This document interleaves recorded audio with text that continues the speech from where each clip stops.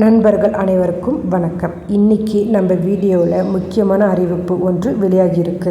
Savings account வைத்திருக்கிறீர்களா? அப்போ இந்த முக்கியமான வீடியோ உங்களுக்கு தான். வீடியோவை ஸ்கிப் பண்ணாமல் முழுமையாக பாருங்கள்.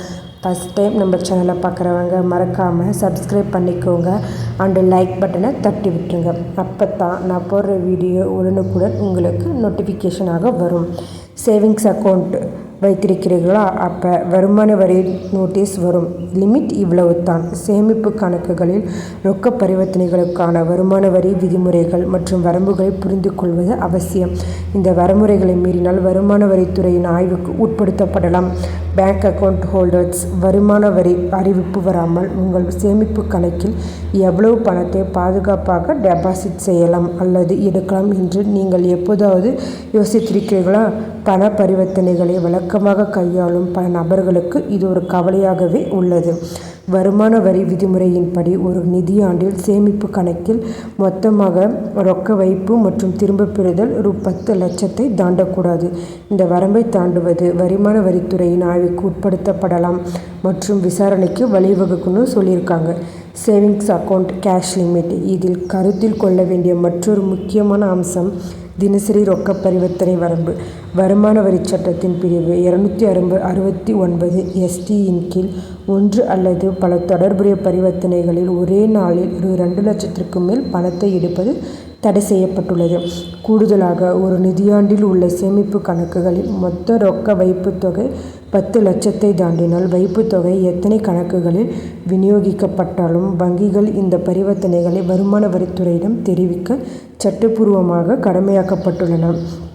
சேவிங்ஸ் அக்கௌண்ட் ஒரு நிதியாண்டிற்குள் ₹10 லட்சத்திற்கு அதிகமான ரொக்கத்தை டெபாசிட் செய்வது அதிக மதிப்புள்ள பரிவர்த்தனைகளுக்கு தேவையான தகுதியை பெறுகிறது.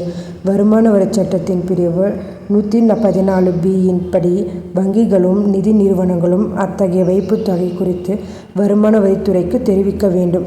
மேலும் ஒரே நாளில் 50,000க்கும் அதிகமான எந்தவொரு ரொக்க வைப்புக்கும் உங்கள் பேன் வழங்குவது கட்டாயமாகும். உங்கள் பேன் கார்டு இல்லை என்றால் விதிகளும் இணங்க மாறாக படிவம் 60 அல்லது 61 சமர்ப்பிக்க வேண்டும். Income tax notice. அதிக மதிப்புள்ள ரொக்க பரிவர்த்தனைகள் தொடர்பாக வருமான வரி அறிவிப்பை நீங்கள் பெற்றால் உங்கள் நிதியின் மூலத்தை நியாயப்படுத்த சரியான ஆவணங்கள் வைத்திருப்பதும் அவசியம்.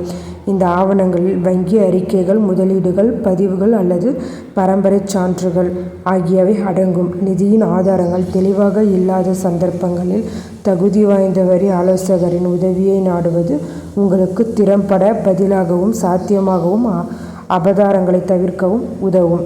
High value cash transaction.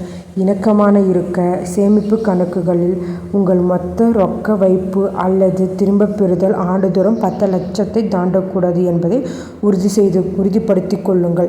பிரிவு 269 ST-இன் கோடிட்டு காட்டப்பட்டுள்ள தினசரி ₹2 லட்சம் அல்லது அதற்கு மேற்பட்ட ரொக்க பரிவர்த்தனைகளை செய்வதை தவிர்க்கவும். 50,000 அல்லது அதற்கு மேற்பட்ட ரொக்க டெபாசிட் செய்யும் பொழுது எப்போதும் உங்கள் பேன் எண்ணை வழங்கவும். அறிவிப்பு வந்தால் உங்கள் பரிவர்த்தனைகளை விளக்க விரிவான பதிவுகளை பராமரிக்கவும். இந்த விதிகளை பின்பற்றுவதன் மூலம் வரி அதிகாரிகளிடமிருந்து தேவையற்ற ஆய்வுகளை தவிர்க்கும் அதே வேளையில் உங்கள் நிதிகளை மிகவும் நம்பிக்கையுடன் நிர்வகிக்கலாம். இந்த தகவல் மிகவும் பயனுள்ளதாக இருக்கும். இதுபோல கவர்மெண்ட் அறிவிப்புகள், அனைத்து உண்மை அறிவிப்புகளும் உடனுக்குடன் தெரிந்து கொள்ள நம்ம சேனலை சப்ஸ்கிரைப் பண்ணிக்கோங்க. நிறைய பேருக்கு ஷேர் பண்ணுங்கள். தேங்க்யூ.